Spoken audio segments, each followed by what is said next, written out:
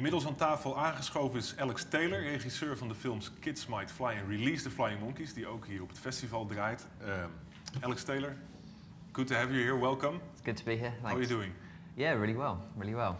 It's lovely weather and lovely people, and I've been here for 2 days now and just settling in. And you enjoying the festival? Yeah, it's great. It's run by great people, and there's some great films in. I'm looking forward to see the whole week, and I'm on the jury, so I've got all the competition films to watch and make all those decisions. So you have to work. Yeah, I've got to be responsible for a change.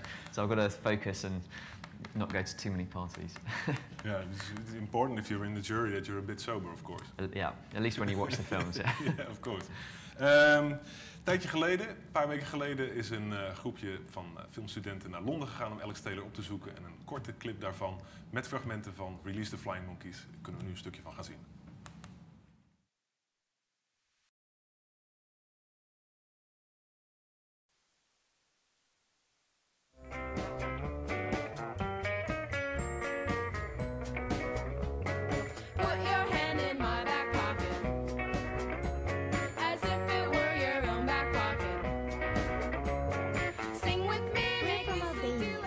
We set off on a hot summer's afternoon and rode our bikes all the way to England through the mountains and the tunnels with the news that Jesus is coming back. As if it were your own back pocket. Sing with me, make this a duet, la da da. Your singing makes me want to do it. You might be wondering how I get my virtuous good looks. This is my Looking Good for Jesus Fix-It kit. Something I collected on my travels. It says to redeem your reputation and more. You know that Jesus was abducted? Really? Yeah, he was abducted by aliens from that cave. So put your hand in my back pocket. I'll put my hand in your back pocket. Sing with me, make this a duet, la da da da da. Your singing makes me want to do it.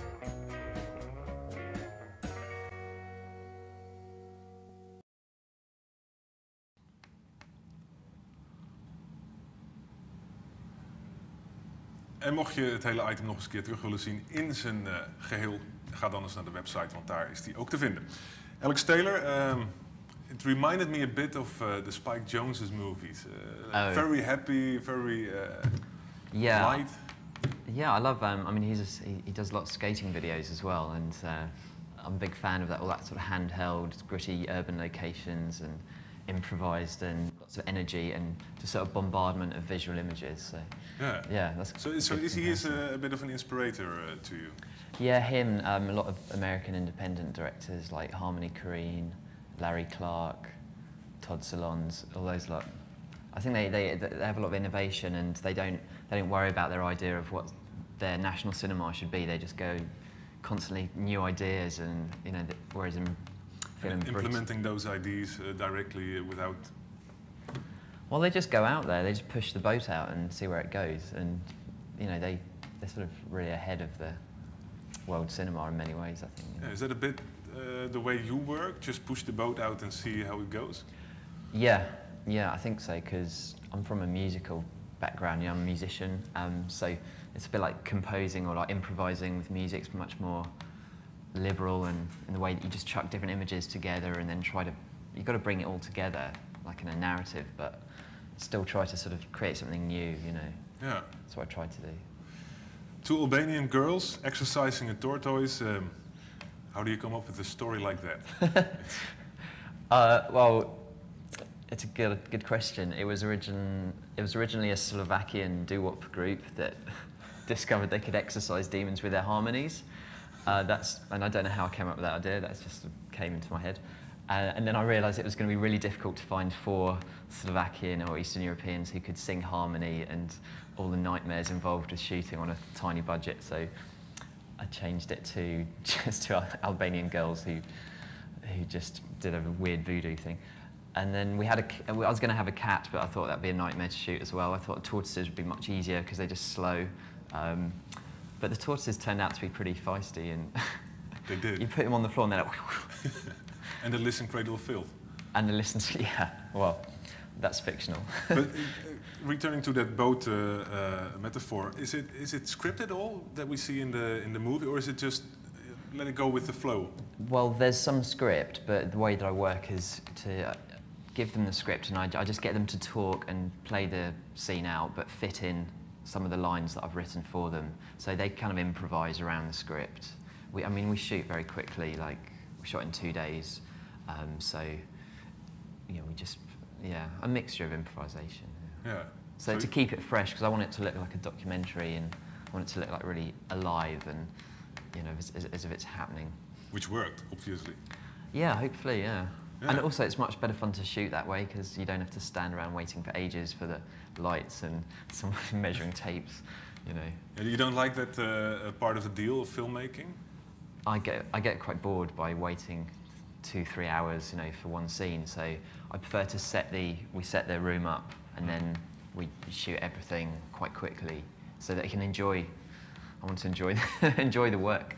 Do you think it's possible in the way you work to lift it up to a feature film of like 90 minutes in the same style you have shot this one? That's a very good question. That's what I'm tackling at the moment, actually. Yeah? So I've written a couple of feature scripts now, which I've been writing for the last 1.5 years or so since I started, and it's really difficult, you know, because you need, for a 90-minute film, you have to keep people's attention for a bit, you know, much longer, and I think people need some kind of story to bring them through. Yeah, I'm tackling that at the moment. Yeah, and is it working? Do you think it? Well, I think it's working in my head, but when you try to persuade people to give you money, and the script is a bit crazy and a bit... You can just say, "What's in my head? It's working." In my head, it works. Just give me 5 million. Yeah, exactly. When people are giving you a lot of money, they tend to be a bit more, you know, conservative, put it that way, because they want to know the film's going to entertain and sell, basically. But Yeah. it's silly, really, because, you know, we've got a sales agent for both the short films, and they do really well in festivals, and people are entertained by them. So I don't know why they have a problem there. But I'm working on the scripts at the moment, and I'm talking with various TV channels and production companies and funding people, and they're giving me feedback, and I'm, you know, balancing out my sort of style with what, you know, they might want. Yeah. Is it your ideas, your inspiration comes from other movie makers, I think, but most of the time from people, isn't it? Yeah, definitely. I think, you know, all the diverse ways that people live their lives, and the problems they have, and the ways they get over their problems, and, you know, I think it's fascinating, and I get really inspired by it. And do you think that's sellable? Definitely, it's entertaining, it's Yeah. funny, it's interesting. But your style is a bit like a mixture between film and documentary. So is it? Well, I think, I mean, in recent years, there's a lot of films which, you know, like mockumentaries of Spinal Tap, and like Larry Clark, you know, Kids was shot like a documentary. It's really sort of, you know, all the dialogue is very loose, as if they're just following the kids around, and it's just a new start. I mean, I don't worry about whether I don't think is it fiction or documentary. It's just a film, and even documentary is fictional. I mean, it's all manipulated and structured according to the filmmaker. So I think it's an interesting area of filmmaking. Because yeah, in Release the Flying Monkeys, it's a bit like we're just there at the scene. Nothing is scripted. So is it difficult for a director to accomplish that? To make it, to give it that feel for the audience?